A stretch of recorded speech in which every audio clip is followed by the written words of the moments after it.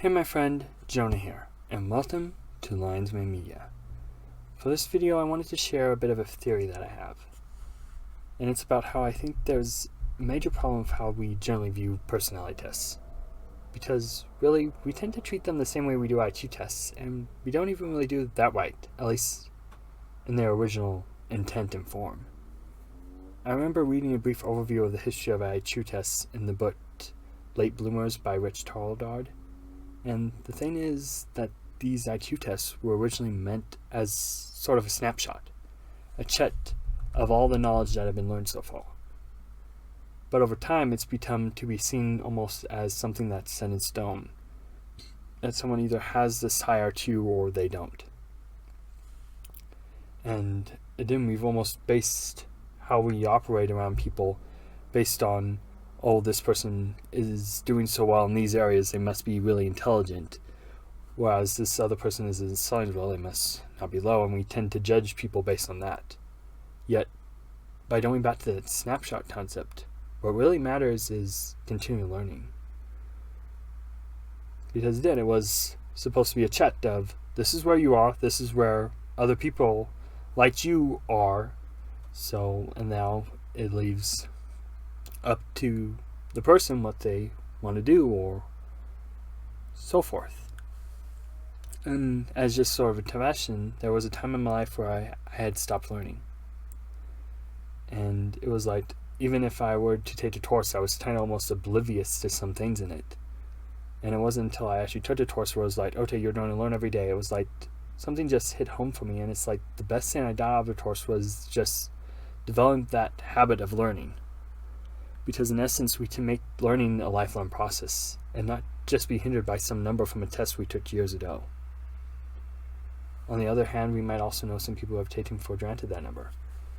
I mean, we all know people who are like, act like they're super intelligent or have seemed like they're super intelligent, but then there's a lot of things that just show that their life is messed up or that something is off, like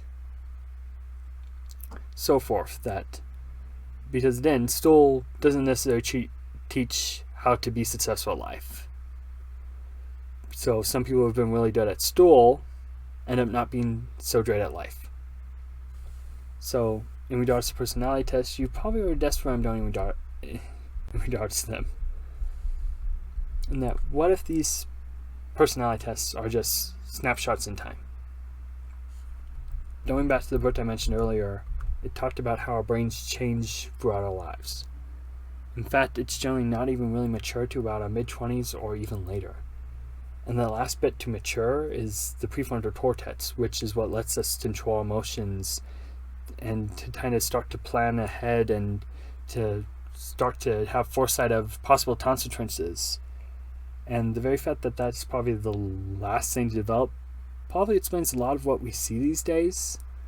And just even the fact that we have almost this thing of, not only is there this high thing of intellect and just general intelligence, there's also this focus on emotion and what feels good.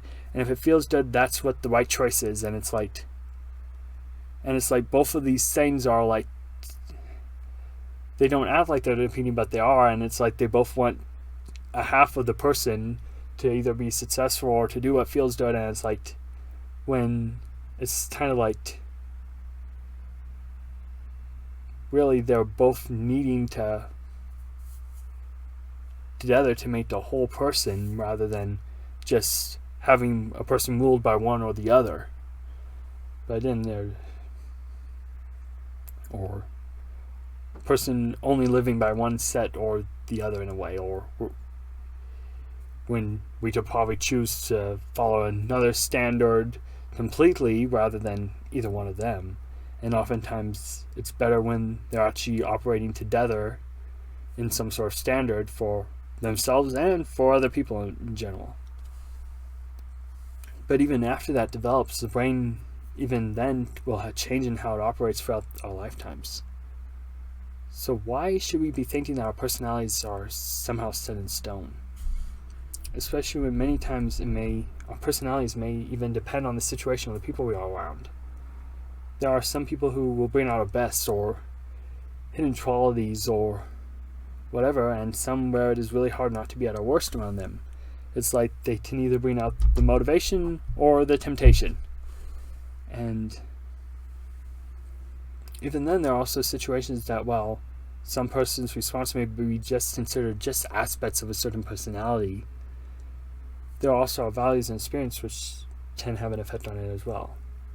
And I know I'm kind of boo-hooing personality tests, but let's take an introvert, for example, partially because I kind of would be considered introverted, maybe an ambivert, but generally introverted, and how they are with people they trust, and when they are a room full of strangers.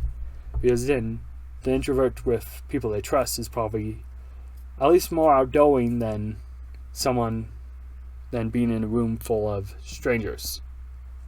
And part of the reason why how they act in a room full of strangers may be enforced by past experiences of it not being a good experience of being around a whole bunch of strangers at the same time. And on the other hand, there is the values in play, in that a person who values relationships or knows that there's a change that needs to be made and might be saying, hey, I need to be a bit more outgoing in this situation, even though it's very uncomfortable, but I need to do it. And so I will put some trust in some people that they hopefully have mostly good intentions, and hopefully I can find people I trust here. And again, there are tons of things that may end up causing a personality shift over time, including just choosing to shift. And we shouldn't take that ability for granted, because it really can make a difference of the whole thing. And just the fact that we can choose to either bring our emotions into control of values, or even say, hey, I need to be understanding of how other people are viewing me rather than just going based off of how I perceive the situation due to my training. And that's pretty much it, in that I don't think our personalities are set in stone. I've probably been saying that a lot, but it's one of the best metaphors for this. And that these personality tests are probably more of those spots set in time than just this is who you are. This is how you are right now. And of course, naturally, I don't think it's predetermined by the day or year we're born, because summed up, life does involve change. Although what kind of change and often to what extent determines how healthy that change is for us. And that is important to realize, is that not all change is healthy. But that's probably a topic for another video at some point. Anyway, so that's my theory. Maybe I'll do some research into it deeply someday. But for now, that's where I'm at with it. Do you think there's a bit of truth to this theory, or do you think I'm completely off course? Feel free to let me know in the comments below. And if you enjoyed watching this video, please like and subscribe to support the growth of this channel, and talk to you later, and have a great rest of your day.